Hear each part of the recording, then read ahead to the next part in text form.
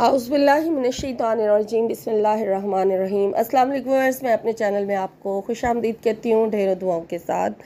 अल्लाह ताला आपकी तमाम परेशानियाँ दूर करे, अल्लाह ताला आपकी तमाम जायज़ हाजात को पूरा फरमाए, आमीन। आज आपसे जो वजीफ़ा शेयर करने जा रही हूँ, इतना आसान और इतना पुरतासीर अमल है। सिर्फ 2 रकात नफल नमाज अदा करें और मांगे अपने रब से बेशुमार हाजात। चाहे 1000 हाजात भी आप इस नफल नमाज के साथ मांगना चाहें तो आप अपने रब से मांग सकते हैं। जो ख़ास आपकी दुआ है उसको ज़्यादा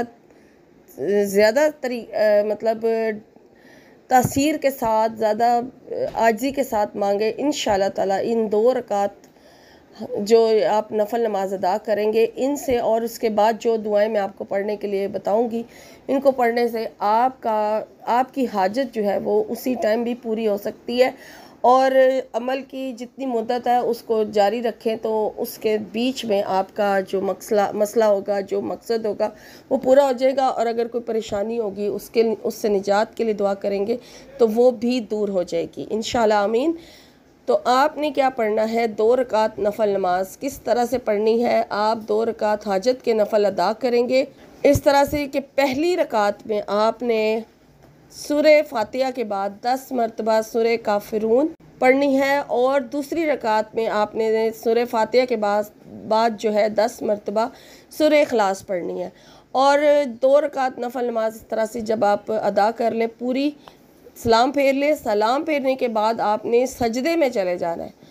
सजदे में जाकर आपने 10 मरतबा दरूद शरीफ पढ़ना है। चाहे आप दरूद इब्राहिमी पढ़ लें, चाहे कोई भी दरूद शरीफ आप पढ़ना चाहें, 10 मरतबा आपने दरूद शरीफ पढ़ लेना है। और फिर सजदे से सर उठा लें और अपने मकसद की नियत कर लें। पहले भी आपने करनी है दुआ, यहाँ पर भी आप दुआ मांगेंगे।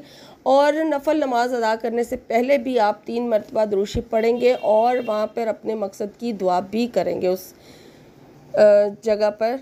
तो फिर उसके बाद नफल नमाज अदा करेंगे और फिर जब 10 मरतबा सजदे में जाके दरूद शरीफ पढ़ लेंगे, फिर सजदे से सर उठाएं और अपने मकसद की दुआ दोबारा करें। और उसके बाद फिर आपने 10 मरतबा तीसरा कलमा पढ़ना है, और तीसरा कलमा पढ़ने के बाद 10 मरतबा, फिर 10 मरतबा ही आपने ये दुआ मांगनी है, रब्बना आतिना फिद दुनिया हसनतन व फिल आखिरति हसनतन व किना अज़ाबन नार।